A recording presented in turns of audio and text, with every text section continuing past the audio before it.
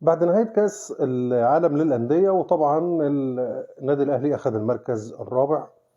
طبعا احنا لازم هنقول مبروك، المركز الرابع مش وحش برضو، وجايزة الاتنين أو $2.5 مليون مش وحشين، حلوين شغالين. بس في ملحوظتين أنا عايز أقول لكم عليهم، لأن بصراحة أنا مش قادر إن أنا أسكت.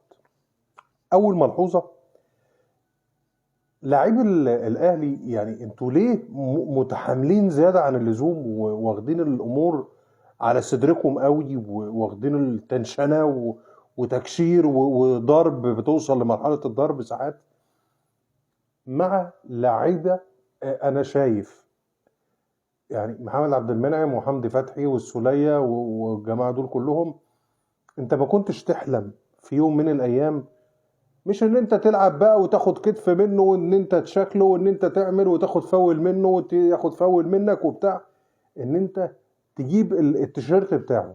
فما بالك ان انت بتلعب معاه وسلمت عليه قبل الماتش وبتسلم عليه بعد الماتش، وساعات ان انت كمان بتروح بتبدل التيشيرتات معاه ان انت تاخد التيشيرت بتاعه.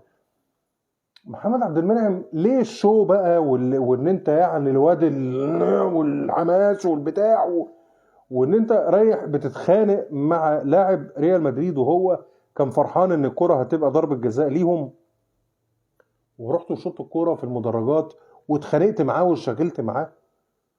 انتوا ليه في بطولة زي دي، بطولة شرفية مش بطولة يعني هنقول ان انت يعني لازم تموت نفسك فيها ان انت تاخدها، بطولة شرفية، انتوا ليه بتقدموا صورة وحشة وصورة زبالة عن اللاعب المصري؟ ده احتكاك عادي.